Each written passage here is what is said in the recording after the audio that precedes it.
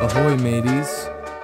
Welcome to the Striped Sweater Podcast, where the best time to listen is all the time. I'm one half of your hosts, super absorbent Zach Main. And I am, excuse me, Alex, the barnacle head Beardsley. Yeah. And we're here to talk about SpongeBob because SpongeBob's pretty awesome. Am I right? Yeah, SpongeBob means a lot to us, and we just want to be able to talk about it and have fun, and we think that other people who grew up around the same time kind of have a similar appreciation for the show. Yeah, it's in many ways it's the biggest show that ever was, the biggest cartoon that ever was in a lot of ways, I mean, it's a worldwide phenomenon, but those of us children of the 90s who got to grow up with this, especially in its early stages, and watch it grow and evolve and get better with time, and then eventually kind of, we grew out of it, but that's what happens. Some of us. But we are going to systematically go through and talk about each episode of the show, probably up until a certain point, but that point is nowhere in the near future. So be sure to subscribe if you are into SpongeBob and like to learn about all things SpongeBob and hear two cool guys talk about stuff. And us. Yeah. So, but SpongeBob, growing up meant a lot to me personally. I love this show so much. It was really probably the first cartoon that I truly fell in love with and just wanted to watch and got excited for all the time. Truly just really means a lot to me in my whole interpretation of media and the way I consume it and everything, because I was never into a show like I was before SpongeBob. I remember when SpongeBob was first coming around and the hype for it, and it was crazy just to be there for the birth of it, which is weird. And it's funny because my dad's name is Bob, so he also grasped onto it. So it was kind of like a thing that we had together as well. That's very cool. Yeah, see, I didn't really have that so much, and I actually remember not being a super big fan of it right away. Like the first, batch of episodes, like I remember watching them and being fine with them, but it wasn't until a little bit later that I really dug my teeth into it and became like a big fan, and I had all the DVDs before they released seasons, they would just release 10 episodes on a DVD. I had 10 of those. I was a big fan and I watched these episodes day in, day out. And it's funny because we've talked about this before, you and I, outside of the podcast, that back when shows were on TV, even if you didn't like it and you were bored, we would just watch stuff. You just kind of watched it One anyway. of them for us was the Wild Thornberrys, right? That's one of those shows I never could really get behind, and I really don't have any fond memories of, but I watched a lot of it. I know I did. Me too. Same way. Smashing. Yeah. So anyway, recently, of course, November of last year, Steven Hillenburg, the creator of the show, passed away from ALS. Rip, totally. But Steven Hillenburg, of course, was initially a marine biologist, which is of course he was. It's funny, though. Didn't have, he never went to school for animation or writing or any of that stuff, as far as I could tell. He just had some sort of marine biology degree. He had a job as a marine biologist, and in the 1980s, he created a comic for his employer that featured, undersea creatures that would talk and say things, and one of those was Bob the Sponge. That was sort of the initial SpongeBob. I mean, it had to be, obviously, that was in the back of his mind when he created this show. But of course, this show, when it came down to it, the dude Steven Hillenburg, he had an interest in animation and a love for art, and he eventually created some shorts of his own, and creator of Rocko's Modern Life, Joe Murray, took notice and hired him on the show, which is another great show from the same, a little bit earlier, but still something we both grew up with a little bit for sure. And I remember liking that show a lot too. And then eventually he, Rocko's Modern Life ended. He had an idea for, this cartoon, and he and a few other guys decided to come together and do it. I thought it was really interesting that, initially it was called SpongeBoy Ahoy, which most people know that. Most fans of the show would probably know that by now. Was changed because SpongeBoy was already taken for something else, like a mop or something like that. Of course. Seems like a great name. Yeah, of course, right. When he pitched the show to Nickelodeon, I thought this was really interesting. He wore a Hawaiian shirt and he had a underwater terrarium, which I thought would be an aquarium, but that's actually different, with the characters inside of it, like models of the characters. And he had, music that I assume is probably music that was eventually used in the show playing, like he as an accompaniment. And, the guys who were there who worked on the pilot, they actually pitched Help Wanted. They had made Help Wanted and pitched the show with it. That's why Help Wanted was the only episode produced in 1997, where the rest of the season 1 would be in 1999. And it shows.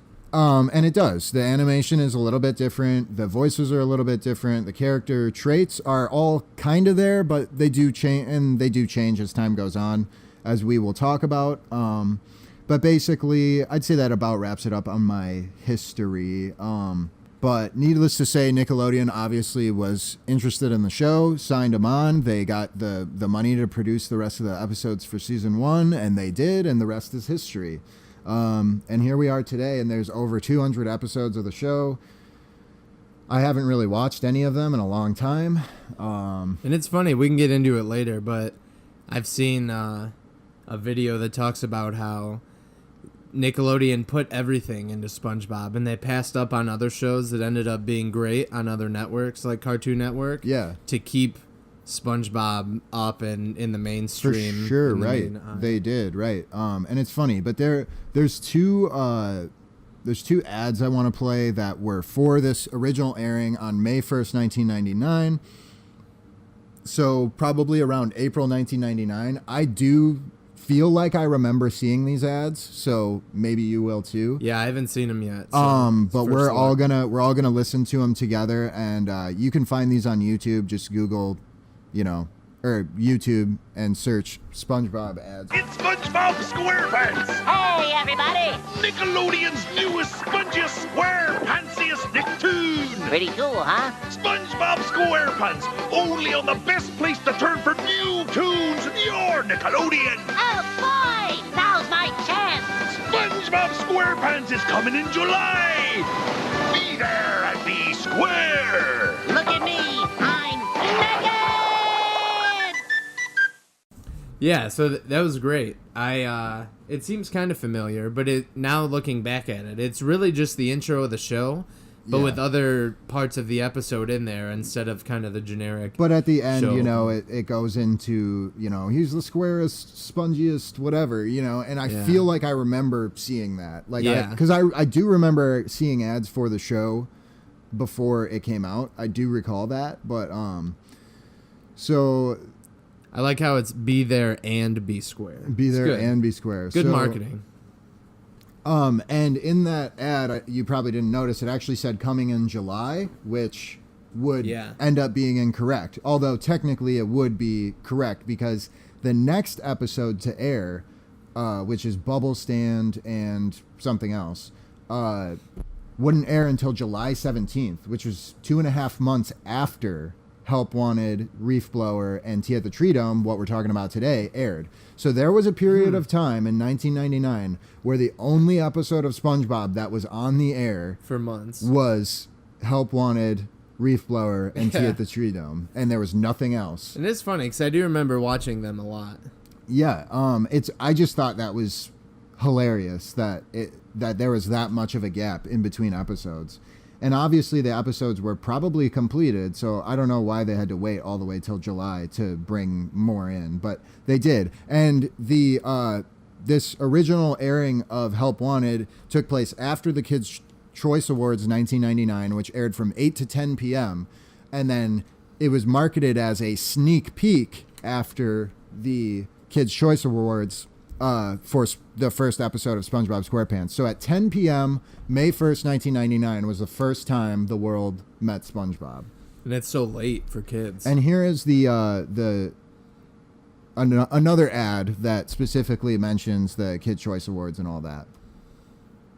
SpongeBob SquarePants, he's unique. His head clean spills. SpongeBob SquarePants, big sneak peek right after Kids' Choice. His show's a real hoot. He lives in a fruit. SpongeBob SquarePants, big sneak peek right after Kids' Choice. Don't miss Nick's newest Nicktoon. It's the never-before-seen sneak peek of SpongeBob SquarePants right after the Kids' Choice Awards. Tonight on the best place to turn for new tunes, Nickelodeon. Prepare to be vanquished.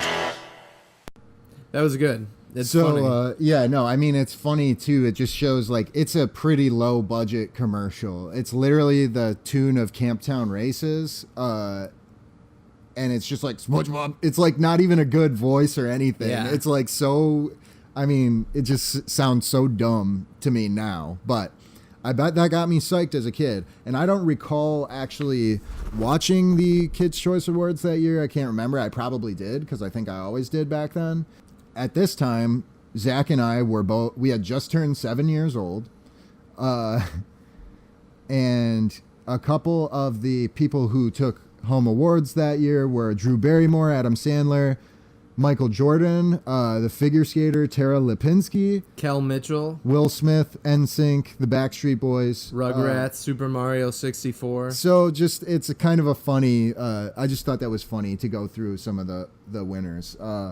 Just to give you an idea of what time period we were in. And it's funny because SpongeBob really doesn't feel like it fits in with the 90s to me very much, like the late 90s, like trends and all that. Like, it's really like childish and silly, but I think that's what's beautiful about it. And I think that's why so many people were able to latch onto it, because it was just carefree and lighthearted and fun in a time where there wasn't a whole lot of that going on. Like, there was a lot of darker cartoons coming out, and that seemed to be the way it was going, like with things like Invader Zim and, you know, whatever. Actually, that might have been a little later, so I don't know what I'm talking about.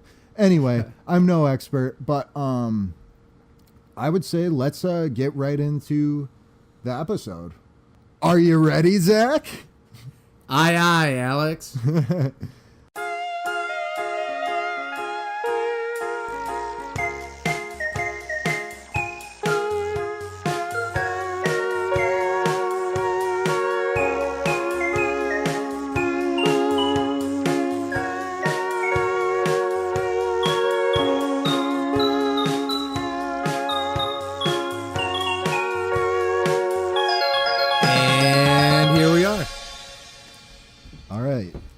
So episode 1, as I said, May 1st, 1999, pardon me. That's a different day. Produced in 1997, as I also already said. The runtime is 8 minutes and 16 seconds.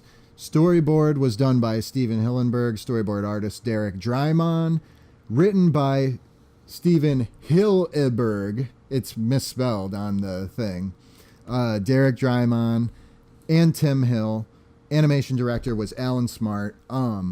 It's interesting, like, because some of these names are very important to the show. Steven Hillenburg, obviously the creator, but Derek Drymon did a whole lot for this show, and you'll see it's funny though. A lot of people worked on the show as I've started to research it, and it's interesting. You know, what an ironic name. For a show in the water. The whole animation. Drymon. Yeah. I'm Drymon. Drymon. Yeah. He's like a Jamaican dude who never likes getting wet. So, like I said, we were just finishing up first grade, and this is when this episode aired for the first time. Do you know? Did you watch on original air date? Do you recall? The Kids' Choice Awards? I mean, do you remember watching the first time SpongeBob I feel like was I on? do. I feel like I do too, but it's so hard to tell, you know? Yeah. either way, I definitely would have seen it shortly after because Nickelodeon was, one of 2 channels that I like to watch, basically. Yeah. I know this was definitely the first one I'd ever seen as well. I would want to say the same thing as well. It's hard to remember, though, that those first, because like I said, I wasn't a big fan right away, but once I became a bigger fan, it was like I was able to remember all the episodes and all that. Yeah, so the scene opens up, as most SpongeBob episodes do, with the French narrator. The French narrator, and it's cool. There's like actual like cutouts of like an enemy and like coral and stuff that like set the scene, and they like and they break apart, and you see the Bikini Bottom like life raft. Yeah, I guess it's like the sign. It's like the sign coming into town, but it's like it's like a life preserver that like a lifeguard would have. Yeah. Which is nice. I never remember the town being named in the first episode, but it was. So it's been Bikini Bottom forever. It's kind of funny, and I think it's hard to say because I don't remember everything, but in this, you see Bikini Bottom from afar. There's a large anchor and a big lighthouse. I don't know if these things are ever explored in the show. The anchor could theoretically be like Mr. Krabs' house. Right. But it's like sideways, so it's like, his is like straight down. You can't see anybody's house, though, in that first shot. Yeah. I always wished you could like be able to see like, oh, hey, there's the pineapple, but that's whatevs, but yeah, so Bikini Bottom's name, there's lighthouse and stuff. Of course he lives in a pineapple, you silly. Yeah, of course he lives in a pineapple, you silly. It's like, that's so good. And the French narrator is like an awesome character on the show. He has some really good gags, especially later on in the show. But and I didn't realize for the longest time that he's also Tom Kenny. Yeah, well, yeah. Tom Kenny, yeah, he can do a lot of voices, and he's a super talented dude, obviously. And worth a lot of money now, I'm sure. So it opens up, right? We go inside of his house. And we notice something that we haven't noticed before because it's not really prominent in an episode. So this is funny. So in the same shot, and according to my research, this is 7 a.m. I don't know if this is explored in a later episode, like the timing of this episode, but it had specific times for like the events. So I'm just going to note, apparently this is 7 a.m. SpongeBob's alarm is going off, and in the same shot, we are introduced to SpongeBob in his bed, Gary on the floor, and Shelly, the fucking scallop, that's in a bird cage. And I looked it up. Her name is Shelly. Apparently, in the season 1 DVD, there's a special feature where Tom Kenny's voice will tell you, "Oh, her name's Shelly," or whatever. Yeah. In the patchy voice. But never really it's has never anything touched on, but it does appear in future episodes. And I never noticed it. But according to the internet, this has always been there, and it's in other episodes. Yeah. And it's like, it's just a weird thing. I thought that was so strange. We'll have to have a Shelly watch during the Yeah, shows. absolutely. Every time we see Shelly, we are going to have to talk about it.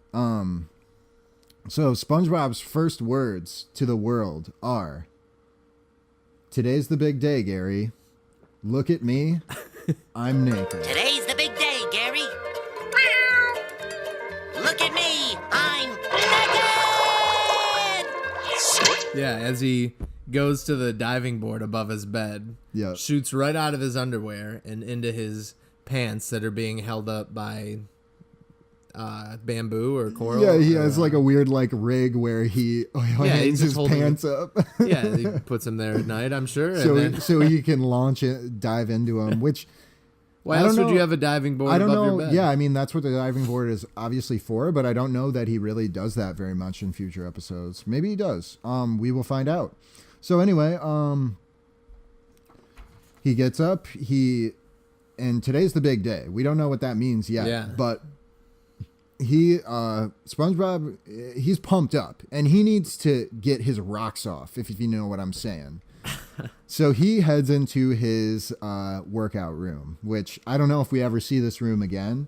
We're definitely going to make note of that, and if we ever see it, we will absolutely freak out and say, "Oh my gosh!" Yeah, because that's the thing. It's like so many of these places have different rooms that only appear for an episode or two. Right. And like, it's just funny. Like the sign says, "I heart pain," which is weird because he, as far as we know, he doesn't. And there's right. And there's like a buff like shark poster. It's just funny. Like he actually has this gym, and he's invested money and time into this gym. He's got a mirror on the wall and everything, you know. And before he does anything, he says, "Gotta be in top physical condition for today, Gary." Yeah. And he sounds super weird. And on that delivery of that line, he just does sound so weird. It's so funny. Gotta be in top physical condition for today, Gary. This is a pretty good workout for SpongeBob. Yeah. Like he actually... 2 stuffed animals. Yeah. And I mean, that bar probably weighs, 5 ounces. That's a lot. But no, I mean, as we see in future episodes, SpongeBob is extremely weak. And the fact that he's able to lift 2 stuffed animals is pretty impressive, in fact. But the joke, of course, is that he is a weakling. Well, he's a sponge. Still here, he's being... The can't joke really is build that, muscle mass. Right. It's not his fault. Yeah, so he runs out of his house then. He's got his shoulders up, his arms down, and he's running in place. And he's ready. Yeah, he's just saying he's ready. I'm ready. And he lets us know that he's ready by saying it. Of course. Again and again. How else would we know? So the guy in the beginning asked him if he's ready. He takes off. He takes off to the left, stage left or stage right of his house. Yeah. Audience left, house left. Which I always thought the Krusty Krab was the opposite direction. Zach disagrees with me. Yeah, no, I feel like he always passes Patrick's house. I feel like that makes sense, but I don't know why. For some reason, maybe it's because it's in a video game or something. It's to the right, or I don't know. Like, you're probably just wrong. I'm probably just wrong about and everything. Dumb. Yeah. So anyway, he takes off. He passes the Easter Island head house, which we don't know is going to be Squidward's house. We do not find that out in this episode. But I guess you could guess based on the big nose thing, but still, it's a lot of inferring. Also, an interesting note, I thought, in this episode and in no other episode, Squidward has like bamboo shanks like in the sand behind his house, and it actually adds kind of a cool look to his house. But whatevs, you just got lazy. Yeah, they didn't want to do it. They thought whatevs. And we see the first appearance of Patrick. Yep, his rock opens up and he's stuck to it. And his rock opens up on a hinge, and it's worth noting that it's dug in, and there's like a chair and a TV and a lamp in there. Yeah, as there is sometimes. But sometimes, we were talking about that, his rock will change, and sometimes it's like just flat under there. Sometimes it's like a mansion. Yeah, right. And sometimes he's got a bed and all this other stuff. Yeah, right. But he sticks to it, hinges on the left, which I think it pretty much always is, unless it's in the back sometimes. But we'll get with that. So then he sticks to it and says, "Go SpongeBob!" That's his first line. And then he falls off of it, of course, because he can't stick for very long because he's a big fat star. Yeah, because he's a fat dummy. So then SpongeBob is off to work. Patrick encourages him, and he's determined to get a job at the most the finest eating establishment ever established for eating. The Krusty Krab. He gets real excited. He's like basically like, the Krusty Krab. And he says he's been waiting years for this opportunity. Help wanted sign in the window. He said the episode title. Yeah. Woo! That's always and it's funny too because he owns his own pineapple, and this is going to be his first job. He does, right? Like currency is kind of weird, or must be, or his parents are loaded, gave him a bunch of money because he has a lot of nice things. Apparently, to never have a job. Right. Well, apparently in a future episode, it's shown that a sailor throws a pineapple over the side of the boat, right, and that's how he gets it. Sure, but it doesn't have the door and all the fancy things, right? And the snail. It's true. I mean, SpongeBob has cable television that gets the dirty channels too. So and sports. Right. Okay, so then SpongeBob decides he's not ready and he can't do it. Yeah, he's psyching himself up, and then he just loses all of his confidence out of nowhere. And it's funny to note that Patrick just appears behind him. So it's like Patrick basically fell off his rock and then just started running behind him. Like a good friend, though. Yeah, right. Because obviously he was needed here. It's worth noting that Patrick is, in these early episodes especially, he's a lot like smarter than he will be later. And he's almost like the smarter of the two. He's like the more grounded, wiser friend who's like still kind of dumb, but like SpongeBob's like dumber in a way, you know, like he's like, no, you got it, you're fine. And he's the same way in Tea at the Treedome, as we will talk about. So yeah, he psychs him up by saying, whose first words were, "May I take your order?" Yep. And it was SpongeBob's, of course. So SpongeBob, yeah, right. And then SpongeBob also made a spatula out of toothpicks in woodshop. So they also went to school together. Yeah, I assume. that is, yep, that's funny. I thought not just that was boating funny. school, Right? Obviously, they went to primary school or whatever they go to together. Yeah. As kids, so they've known each other a long time. Even though Patrick, doesn't really know his parents, right. somehow ended up there. Yeah, so then he is ready, Yep. Patrick psychs him up. He gets psyched back up. And then we get to see another later familiar face of Squidward. But I just real quick want to say it's funny. SpongeBob, he gets back into his I'm ready, and then he goes, go SpongeBob, go self. Yeah. That is such a funny gag, and it's like you wouldn't even notice it the first time you watch it, like because you're already looking at Squidward when he says that. Yeah. But it's such a funny line, I think. And when we see Squidward, he's cleaning off some graffiti where somebody on the front door, on the front right. glass door of the Krusty Krab, wrote down "loser" and drew a nice picture of Squidward. Yep. And it's his job to remove it. So it's good. It's good, like character development. We're let to know that people don't like Squidward, and then Squidward's first line is like, "Oh no, SpongeBob! What could he possibly want?" Go SpongeBob! Go SpongeBob! Go self! Ah! Yeah. So he's basically like, he's a miserable son of a bitch, and we're let to know that immediately. So apparently, according to my research, this is 7:30 a.m. So a half hour has gone by, and the Krusty Krab is open that early in the morning, which is kind of funny. Yeah, well, because they don't have a breakfast menu, as far as I'm aware. Always a good time to make money. That's true, right? The longer you're open, the more. Yeah. So Squidward runs in to warn Mr. Krabs about SpongeBob, but before he can, SpongeBob already bursts in the door. And he has like this weird like unibrow animation on his eyes, and he's like, he does his like Studley superhero voice or something. Yeah. Permission to come aboard, Captain! I've been training my whole life for the day I could join the Krusty crew. And now I'm ready. And then he makes such a graceful entrance. He walks in, and on his first step into the restaurant, he trips over a nail. A stupid nail that's just poking out of the floorboards. And he goes for a wild ride. Yeah, he starts bouncing, and then eventually he's just bouncing off the ceiling even and the walls. He can't control himself. He's just bouncing all over the place like a frickin' moron, making a great first impression on Mr. Krabs. I mean, Squidward, as we find out, already knows SpongeBob's an idiot, but yeah. Mr. Krabs apparently doesn't know who SpongeBob is at this point. Yeah, he's never met him before. Which is funny because he has such an affinity for this place. You think he would have eaten there. Right. But know? Mr. Krabs just cares about, he just sees dollar signs when he sees a customer. At the same time, I feel like SpongeBob really makes the Krusty Krab. Like the Krabby Patties before he got there. The Krusty Krab must have been as good. Yeah, the Krusty Krab was probably like exponentially worse than it was after SpongeBob joined the crew.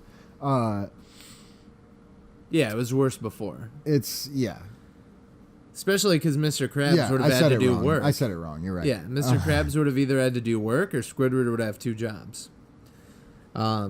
Which is funny. Yeah, Squidward. Yeah, right. Who was cooking the patties? Squidward? Like, seriously? We all know he's not good at that. Yeah, SpongeBob doesn't even get off the ground. He's just laying on the ground and asks when he can start to be a fry cook.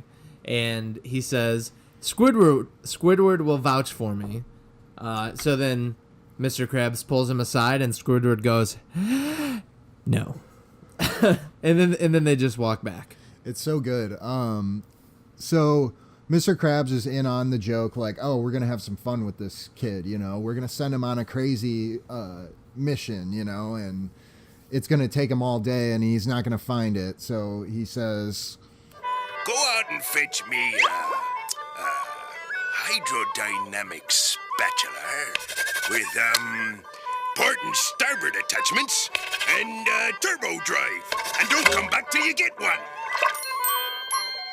Aye, Captain. One hydrodynamic spatula with port and starboard attachments, turbo drive. Coming right up, sir. Carry on. We'll never see that lubber again. You're terrible. A hydro what?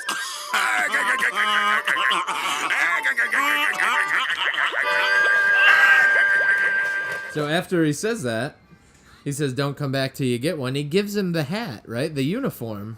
he basically, right. Well, as we see later in the episode, you're not an official employee till you get your name tag. But Yeah. he does give him the uniform, which is the hat, And which is kind of weird because he's Mr. a cheap Krabs, bastard. Right. Why would Mr. Krabs waste the 10 cents or whatever it costs to produce that hat on SpongeBob where he might never see it again? Like, that is so unlike Mr. Krabs. And it's a cruel thing to do, really, in hopes that they'll never come He's back. really getting this boy's hopes up, though. That's what he's doing. He's really trying to get his hopes up, I guess. So he's having, at this point in time, Mr. Krabs thinks it would be better to have a little bit of fun with some dumb kid who wants a job than just... He thinks it would be more fun to do that than to lose money on a hat. Yeah, and it's funny, too, because him and Squidward are kind of in on it together. They're laughing about it after. Yeah. But they don't really do that a lot later. Like, Mr. Krabs kind of gets fed up with Squidward. They're kind of, yeah, right. They're shown to be on, like, a similar page of, like, we're buds and we joke about stuff. Yeah. So then... But I just want to say, I love SpongeBob gives the most, like, derpiest smile when he's given the hat. It's so Yeah. goofy. He's and like, he checks so himself crooked, out and he's at like, what he looks like with it. Yeah. Oh, man. It's So good. then... and it's funny, too, to note that a lot of times he calls Squidward Mr. Squidward. Yeah. But I feel like in later episodes he kind of doesn't. But every time, just about, I think every time he refers to him, he calls him Mr. Squidward. That was kind of his gimmick early on, was he called everybody Mr. whatever. Except for pretty much. SpongeBob. He would call him Mr. SpongeBob, I think, sometimes. I don't know. Yeah, we'll see what goes on. But that's not even Squidward's last name, obviously, as Right. well. So it's kind of a funny thing. So Right. then this is when the buses pull up, right? Right before this. Yep. SpongeBob leaves the restaurant and the buses basically immediately pull up. Yeah. And you can hear the announcer on the bus, like, basically letting you know that the people on the bus are a bit rowdy and rambunctious. And it leads right into the line of the episode. Do you smell it? That smell. A kind of smelly smell. A smelly smell that smells smelly. Anchovies. So the people on the bus are anchovies, and there's a lot of them. There's Yep. 4 buses full that surround the Krusty Krab. It's worth noting that in marine biology, anchovies are a forage fish. They travel in large schools, so this is accurate. And as such, they are, considered a lower fish on the food chain, which explains why they are so, like, barbaric and unwilling to talk or just form a line or anything. They are, like, on a different mental level. Like, they have lower mental capacity than Mr. Krabs and Squidward. They Yeah. just know that they have power in numbers. But apparently they're well off enough where they can pay for things and Well, they all have to eat travel in a burgers. bus together. Yeah, I don't know where their final destination is. Maybe it's just to here, But yeah, we're really not exposed to anchovies like this ever again in the series, where they're like this weird, like, force to be reckoned with, Yeah. It cuts to SpongeBob entering the bargain mart, or he's in the bargain mart. But we get an establishing shot of this treasure chest with skulls shaped building, which I didn't say anything, but it's worth noting. I never knew this. The Krusty Krab is shaped like a lobster trap. Yeah. That's a funny thing. But that's totally a side note, not related to what we're talking to. So yeah, he's shopping for the right spatula. He's looking for the spatula, and where else would he go besides the bargain mart? Which would be like the dollar store, you would think. Right. Yeah, right. Or he like goes the to the dollar Salvation store, Army. right, to try and find this awesome thing. He's like, la-da-da-da, spatula, which he does Port and starboard attachments. do that a bunch more throughout the series. He hums to himself and sings to himself, which is kind of, it's an endearing trait, I think. Yeah. So Squidward is trying to get control of the anchovies and have them make a line.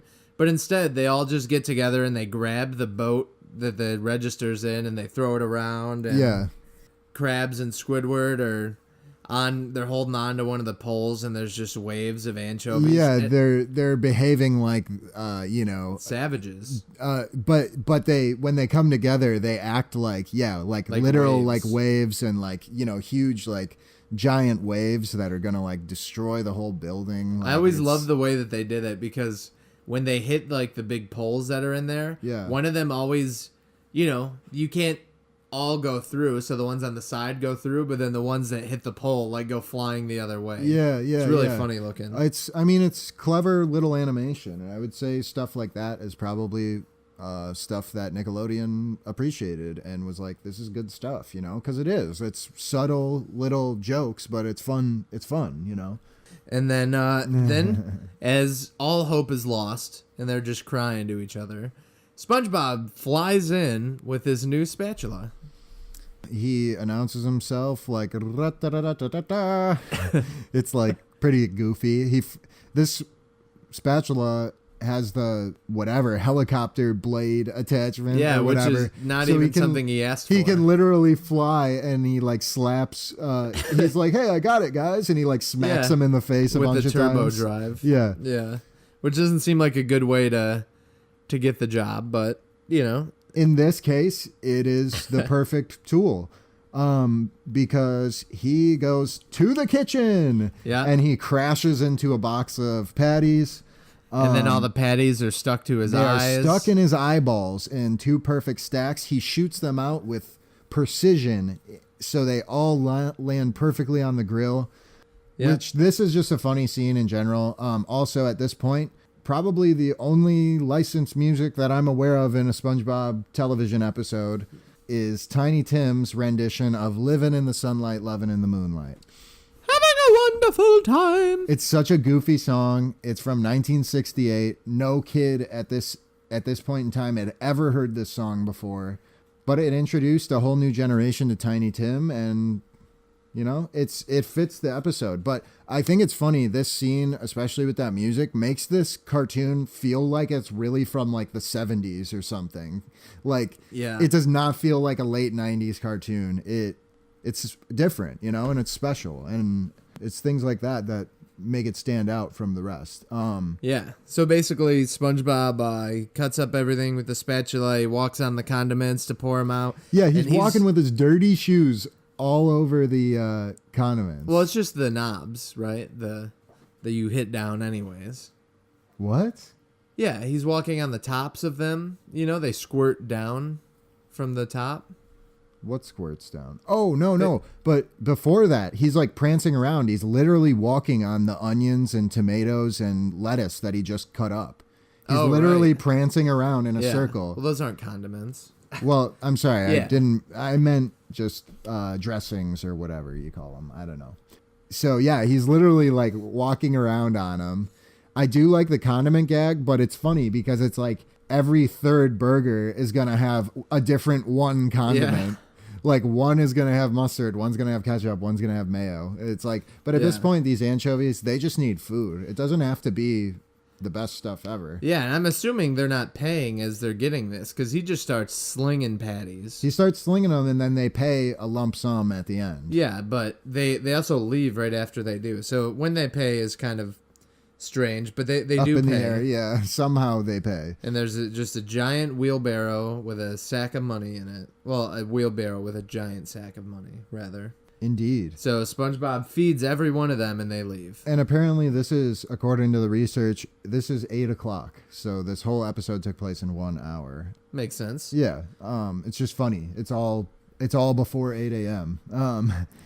Yeah. So anyway, but yeah, he talks about the finest fast foodsmanship he's ever seen. And Gives he him the name tag. Gives him his name tag, which is his seal of approval. You know, you're on the team. Which he made really quickly. Much to the dismay of Squidward.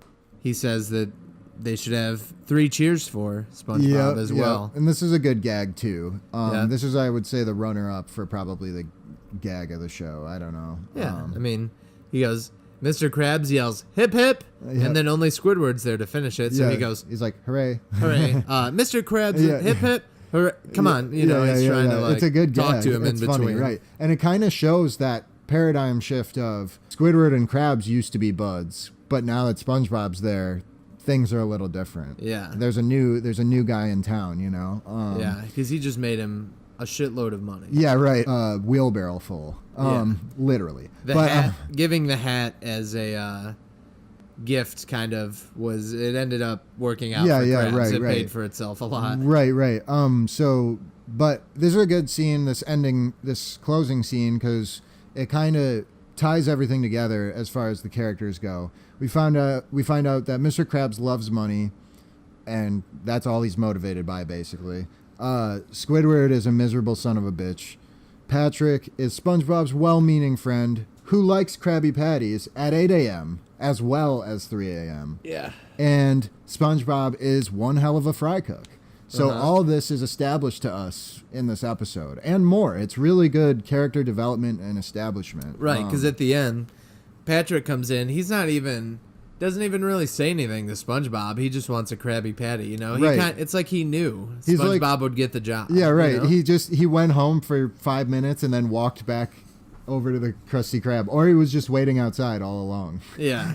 And then SpongeBob just peppers him with Krabby Patties, and just what we assume is he keeps filling the whole store with them again. SpongeBob can't contain himself. He's in a frenzy. Yeah, and then we get the last line of the episode. Mr. Krabs, come see your new employee. You know, trying to say that. A good gag, trying to... Like I told Squidward you so. Trying to get his feet back in good with Krabs. All right. So that ends that, and that is the first ever appearance of all these characters that we would all grow to know and love. And episode 1B is Reef Blower. The shortest episode to date, 2 minutes and 50 seconds. No credits shown on screen, but it was all done by the same people, as I said before. I think it happened it would appear right after that episode. It would literally just be title card, and then, although the storyboard was done by Paul Tibbett, who would become prominent name, writer and so forth for the show in the future, and storyboard art by Jay Lender. Animation was Fred Miller and Tom Yasumi. So the bamboo behind Squidward's house is gone, as this is the first episode that was produced after Help Wanted in 1999. But he does have a flower in front of his house. He has a flower in front of his house that doesn't remain there for the whole episode. It disappears later on. Yeah, this one's pretty short, but it's kind of a funny, like, that's where you get Squidward. And it's like a silent film style. Yeah, and we learned animation. that this is where we first learned that is Squidward's house. Yeah, we see Squidward at that house, and then he sees the little piece of a scallop or whatever, which I assume is supposed to be like a bird's feather or something. Yeah, right. It's some kind of debris.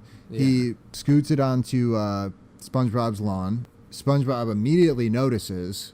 Yep. Somehow he comes to the window immediately, and he pops right out of it. So there's no glass in that window either. It's kind of weird. Well, no, he opens it, I think. Oh. He opens it and then pops out. Okay, that may be. Because the window stays open for the rest of the episode. Oh, just a little thing I noticed. Okay, yeah, that's funny. But so he pops out. He like swivels along the ground like a sponge would, which I don't think he really does that ever again. But when he cleans, he does later. That's true. That is how he cleans. He kind of has weird ways of moving. So times. he slides around to the back of his house where we see his garage door. And, it's just built into the back of the pineapple. Yeah, he opens it up, and inside is his reef blower. A play on the real-life object, the leaf blower. Yeah. And then it's funny that we'll see this a lot in the episodes, but here you can really see all the random houses in the back. There's like just houses. They don't have roads leading up to them or vehicles or light poles or anything. We always thought that was interesting, how there's like just these houses always in the back. And there are episodes and it's where like they people go have to live in those. They do go through them, Sometimes right? they do go inside, right? With the guy who says, I could explain. Yeah. There's all kinds of stuff. So people do live there, but it's kind of a weird place to choose to live. It's funny that, it's like everyone else in the whole town lives in a house like that, while these three guys live on this other street where they live in weird houses. Yeah, so then you see Squidward on a hammock too, which, And this is funny because he's chilling on his hammock, so we get the idea. Squidward enjoys the finer things in life. But he's on his hammock, and then like 5 seconds later, he's on the opposite side of his house eating a meal outside at a table and a chair. So but before, he puts these corks in the side of his head because he can't stand the sound of the reef blower. He doesn't like the sound, so he does that. But then SpongeBob actually shoots the clam or whatever it is up into the sky. And a bunch of sand goes with it. And it goes and lands on Squidward, who's enjoying this meal. Outside with a table and chair. Yeah, right, which is so random. Just a regular thing to do. Yeah, right. At first, the meal he's eating just looks like a pile of green whatever. It ends up being a leaf, which is funny. He's just eating a leaf. Yeah, and SpongeBob dries it off after he cleans up the sand. Yep, he cleans up the sand, and then he cleans the sand. The sand goes into Squidward's eyes, and then he shoots the air at Squidward's eyes to clean that. And he just kind of accepts it. Yeah, he just allows it. And then we get the first appearance of Squidward's nostril as he sniffs after being blown with the air. Yeah, and then SpongeBob sees the debris again, and he decides to they used a subtitle here, which is funny. There's no words, really no reason for this, but it says "you" on the bottom, and he points to it. According to my research, there was initially going to be a small amount of dialogue in this episode, and the day they went to record it, their microphones weren't working or something. So they literally just called an audible. Yeah, but that's feel like what I heard. I don't know. It still wasn't necessary, I think, but it is kind of funny. It's a random little thing, yeah, and it is funny, and I always remember thinking that was weird as a kid. Like, what? Like, why? Yeah. So he starts sucking up the sand, and then it's funny because it shuts down, and the bag coughs. It literally craps out. Yeah. it coughs off a bunch of sand and gears and stuff. SpongeBob's method of fixing it is unzipping the reef blower and throwing all that stuff back in there, and then it won't start. So he needs to pull the thing as far as it'll go, which is really far. Yeah. And there's a cute little animation when he finally reaches the end. He lets go and yawns and then grabs it and it goes, and then you see his bubble silhouette for a second. That's a really cool animation. And then he almost gets killed by two cars. Two boats, two boatmobiles, which end up being the debut of Fred, the My Leg guy, and Harry, who appears in other episodes, but I don't know if there's anything specific with Harry. But it's funny. It's worth noting that that's Fred, the My Leg fish. It's funny too because I think it looks like the boats would hit each other too if SpongeBob wasn't there. I imagine they're supposed to be going side by side as we drive in real life. Yeah, but the way that they would have just ran right into each other. It's a very quick animation and it's over. But yeah, so they do. They stop quickly to avoid SpongeBob, who goes flying by. He hits his reef blower and it kicks on with a vengeance. And this time, it sucks up all the water in the ocean. Which is funny because I guess originally it somehow has a way to not pick up water clearly. Right, yeah. But now that doesn't work. But the thing is that it's messed up now. Like, Yeah. it broke and SpongeBob rigged it, and now it's all messed up. Yeah, so it sucks up all the water in the entire sea. And that leaves Squidward and everyone else with no air to breathe, but we only see Squidward, and he's purple. Yeah. Which is kind of weird.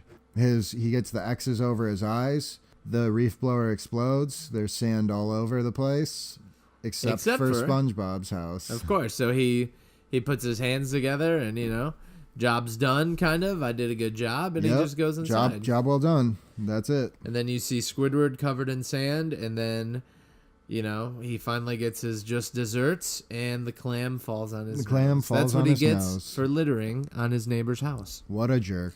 All in all, good little 2-minute It's episode. fun and it's memorable. There was no dialogue or anything, so it shows the versatility of the people who worked on this show and what they were willing to do and able to do and have fun with. Yeah, it's a good little just filler almost. All right, so we'll just we're getting close on time, so we'll jump right into the third episode of this original half-hour showing of SpongeBob.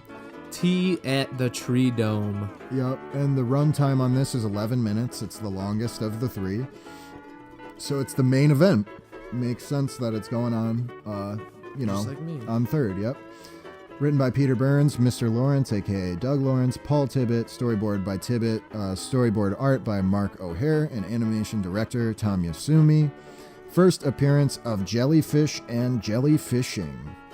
Yeah, which SpongeBob is big on, and his glasses, too, that he wears glasses. Yep, so we get the idea that SpongeBob practices this activity, jellyfishing, and it's like a real thing that you do, it's just like hunting or whatever people would do in real life. Fishing. So he's got his net, he's going after the jellyfish, he can't get it, and he catches himself and floats in midair, which is just a random funny little thing. But at this time, he notices distress call out in the air. He hears a voice struggling and grunting. Yep. And this would be the first appearance of our friend Sandy, the land squirrel. And he looks it up in his field guide, and it's literally a picture of Sandy, basically, which is funny. Yeah. And I thought it was funny. He immediately takes the side of the land squirrel, a strange creature he's never met before. And he's totally rooting for her. He must know that big clams are dangerous. That's right, exactly. He must know that it's like, oh, screw that clam, because he's totally like... And she's able to talk, she's sentient and all that. Yeah. She is struggling with the clam. Worth noting that there is no tail outside of Sandy's suit in the first season. It's inside the suit, which would be changed after the first season. Oh, yeah, she stuffs it into the ground. And she says...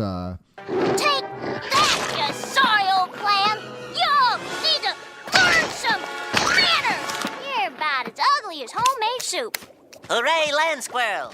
That real Texas Southern hospitality. Yeah, I love it. I just love it's just good. It's good stuff. The little stuff. sayings are great. Yeah, Sandy's a great character. Yeah, but then she does get eaten by the clam. It completely closes its mouth with her ends inside. up that it's playing possum, and it gets her. And SpongeBob goes down to help her. And he tries to pry it open, and it starts to open. And he thinks he's doing it. Wow, yeah. I'm actually doing it. Like, he didn't even really think he could do it, but he's like, whoa, I'm actually strong. This is cool. And then Sandy opens it up. SpongeBob goes to help, and he just wrestles with the tongue. The Pokemon Clam Pearl, where the face is actually on that part. So I think that is like the being. Yeah, and the rest is like the shell. So, but yeah, it's just kind of a weird, undersea life is just so weird. It gets so bizarre. But he's basically, I love that. He's on there and he's just like squeezing it with his whole body. He's yeah, like, I guess it isn't really a tongue, but it looks like a tongue. It's made to be a tongue, basically. Yeah. Yeah. So he tries to wrestle with it, and Sandy's just like opening him, like, what is going on? Yep. And then she saves him, and she hits a sweet kung fu combo, so we know that she's a karate doing girl. And she kicks that clam packing like a sorry old dog, Yeah. He's literally like, like a dog, a baby, Yeah. stupid dog. And then they introduce themselves. She's Sandy. Hiya ha. They both like karate. Hi. Yeah. They do the weirdest like introduction to each other, and SpongeBob's like, "I'm SpongeBob," And he runs up a hill. Yeah, he runs up like, this thing and does backward. a backflip and like lands on his head on the side, the corner of it, and wedges himself in the sand. Yeah, like javelin. I remember thinking that was weird when I was young, and I still think it's weird. It's funny. It's so random. And then they're showing what they can do. Sandy chops a giant rock and it just explodes into dust. Yep. And then what SpongeBob does, he SpongeBob gets all should ready. be offended though, because the pioneers used to ride those babies for miles. Yeah. But maybe it wasn't a rock. Maybe it was a boulder. So Could have we don't been, know. yeah. So then, he gets all ready It's and a he rock. just does an arm fart, He does the armpit fart gag, Yeah. which was all the rage in 1999, let me tell you. And Sandy was a fan, and that's what made her like him. Yep. And that's what is funny about watching this episode as an adult. It's like, is SpongeBob like interested in dating Sandy? Because there is some evidence that would suggest that. Yeah. Although it also looks like they could just be friends. Well, I think, and as a kid, that's all I ever thought of it was, oh yeah, they just want to be friends, and he's nervous about making a new friend. But there is just the way it's presented and the way Patrick has to like coach him and stuff. It's almost like, she's really pretty and like I like her a lot. I just, it's given that kind of thing, which is like weird. And I never thought about it that way. But she thinks that they're going to be tighter than bark on a tree. A great phrase. SpongeBob probably doesn't actually know what a tree is. But Yeah. He's never seen a tree. And but that's why it's fun, and that's why opposites attract. In fact, she loves air, and SpongeBob loves air, and this is where we find out that SpongeBob's middle name is Air. That's what he says. Yeah. I'm sure it's not true, but I just Air love is my that he middle doesn't even know what it is. And what's funny is that Sandy is a fucking scientist. She should know if she needs an air helmet outside in the water, that the same should go for a creature that breathes water. Like, she should be able to put that together. SpongeBob and Patrick, I understand that they've never thought about air, but she knows the difference. Yeah, it's she like, do a lot of research. It's like, come on, Sandy. Like, I mean, I get it, and this is a great episode, and it wouldn't be what it is without. The show wouldn't be what it is without this episode. But it's just kind of like, come on, Sandy, you know better than this. And I love the map that she gives him when she's like, this is where I live. And it's like, you are here. And it's literally just like a whirlygig and then a picture of a Treedome. Yeah. And it doesn't, nothing else to determine, like no other landmarks. Spots. Yeah. Good times. Yeah. So then SpongeBob goes to Patrick for help. And he's wearing sunbathing glasses. Yeah. Patrick is on top of his rock sunbathing, and he's got like John Lennon circular style sunbathing glasses on. Which makes sense because this is like the palest he's ever is in these episodes, really. Yeah, it does. That is funny. He is paler in the early episodes. If you want to be fancy, hold your pinky up like this. The higher you hold it, the fancier you are. How's that? Higher. Like that? Now that's fancy! They should call you SpongeBob Fancy Pants!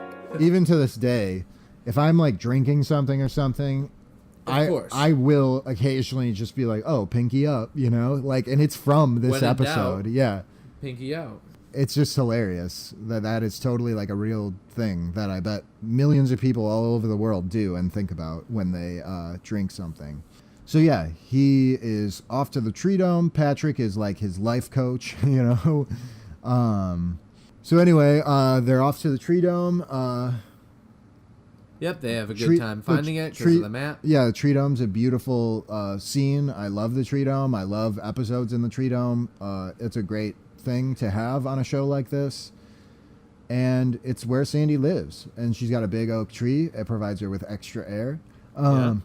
So anyway, as soon as he gets in, the chamber changes like a Sulak or something. It drains, so it's all air now. His arm immediately curls up, and his eyes shrivel up. And then he's in the Treedome, and she's like, come over here, SpongeBob. Yeah, let me give you the tour. Yeah, and he like can't even walk. He can walk like a few steps before he has to stop. Come on. Yeah, come on. And he just keeps like inching along. Like, come on, Sandy. Sandy, in a lot of ways, is like kind of annoying in this episode. But she's so oblivious. Yeah, she's just so oblivious to what's going on. It's like, come on, you know better. Yeah, so she shows him the bird bath where there's a bird bathing, and he just keeps looking at it. He like looks at it and smiles like, oh God.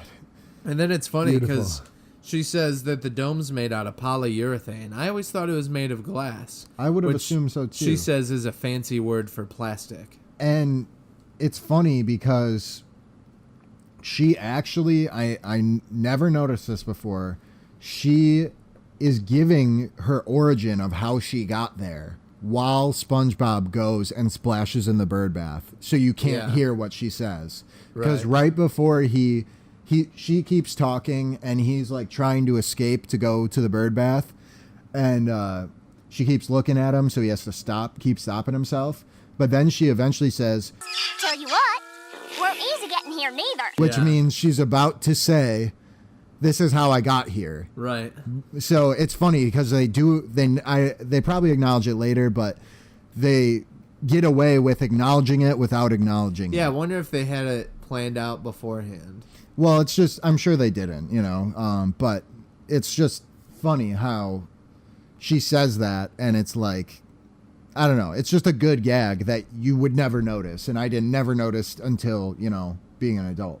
And I mean, this girl loves karate, dude. She's like doing karate stuff everywhere. Like, but it's funny, because SpongeBob ends up being interested in karate later, but he basically shows no interest in it in this episode. He does when they first meet. Yeah, they bond over I guess, but you don't get the headgear and the gloves like we're used to seeing from SpongeBob later. He splashes around in the bird bath. The bird punches him out. Yeah. SpongeBob is basically ready to give up. I love he's like sitting at the table and he's just all like, shriveled, And she mentions her treadmill where she keeps in shape. I don't remember if we see it in here. Yeah. But as we know, it's actually a hamster wheel. Right. That's funny, yeah. And she also says, "Can I get you anything?" Water would be nice. "I'm gonna put these in a vase." Take your She just ignores time. him. she doesn't get him water. In and fact, then, she just... Right, that's after she takes the flowers. Yeah, right. She's just so enamored with the flowers. Right. She's like, I'm gonna go put these in a vase. Yeah, she gets mixed up, and she's like, "Oh, beautiful flowers!" And I love the animation on his like decrepit, shriveled hand. Yeah. Like his fingers are so skinny, and his it pinky breaks like off. breaks off, and then it like closes back up. And she says, "Are you okay?" And he goes, "Yes, I'm okay." So good. And then she also mentions he's the first sea critter to visit her. Yep. I can't imagine why. And then it's funny, right? She goes to get the vase.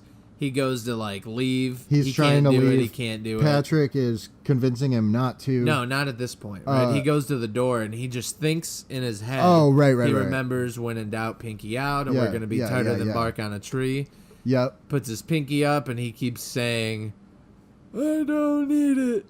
Right? And he's saying it in his like dried up voice. I don't need it. And as I was hearing it, I was remembering like, whoa, he said it in the voice, but then I remembered the actual line of the episode. He doesn't sound like that. 'Cause Right. He just keeps saying he doesn't need it, he doesn't need it. And then Water's for quitters. yeah. He gets to the thing. He gets back to the thing, and then she has the vase with the with ice in it. cubes. And I love the sound effect. You really get the like sound effect of like this is a ice cold.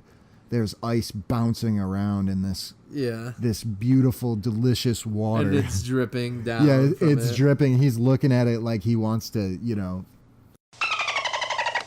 As she goes, Oh, there's the cookies. he does the line of the episode, right? I don't need it. I don't need it. I definitely don't need it. I don't need it. I don't need it. I don't need it. I don't need it.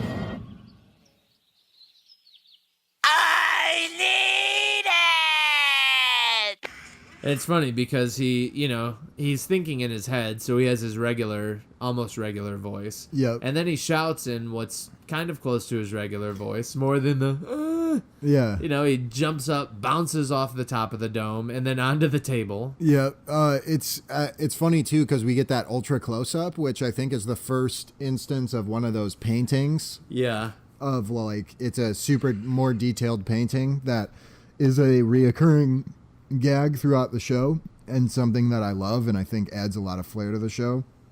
And the whole scene after that is great with the music is like frantic and he's running around and he's like, ah!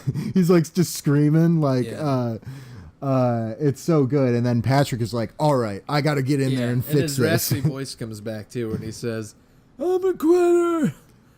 Air is not good, Patrick. Yeah. So then Patrick runs in, pries him off.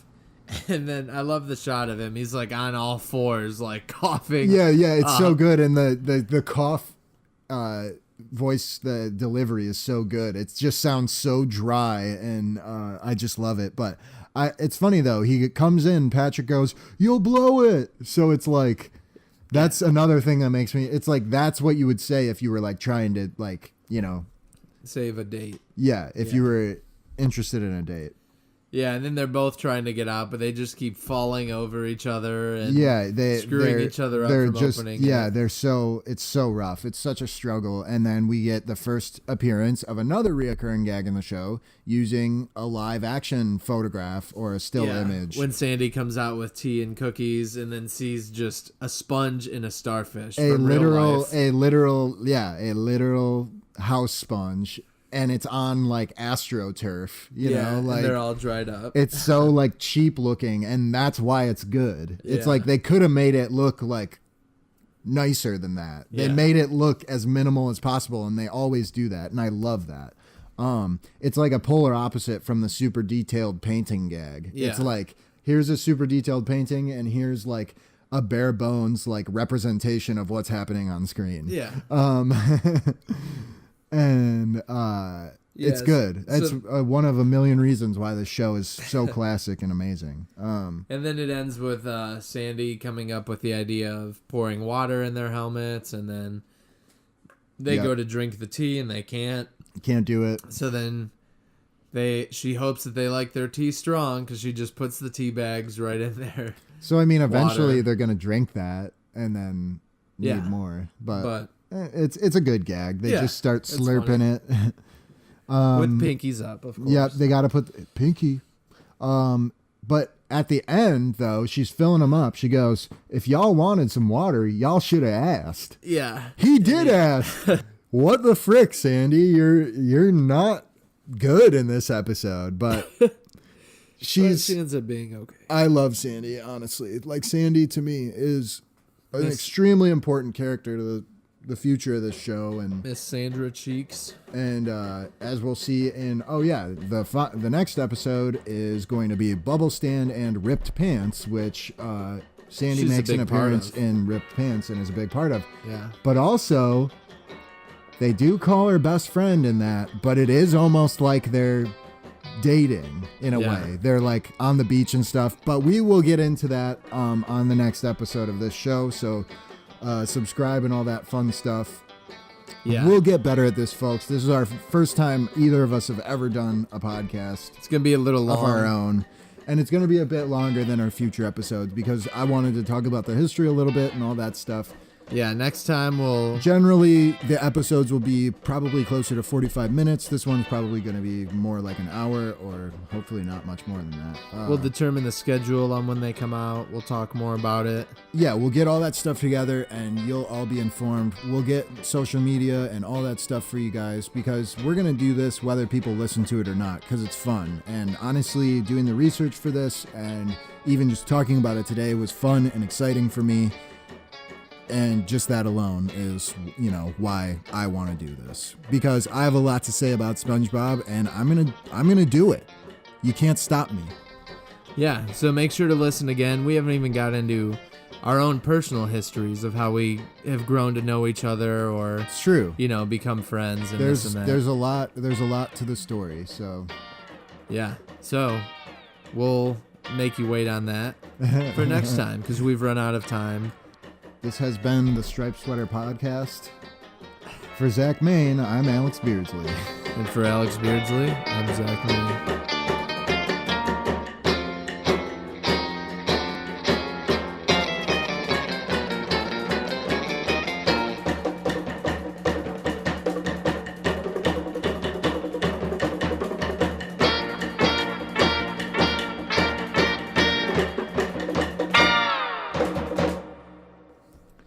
All right. Thanks, people. Bye. Enjoy your Krabby Patties.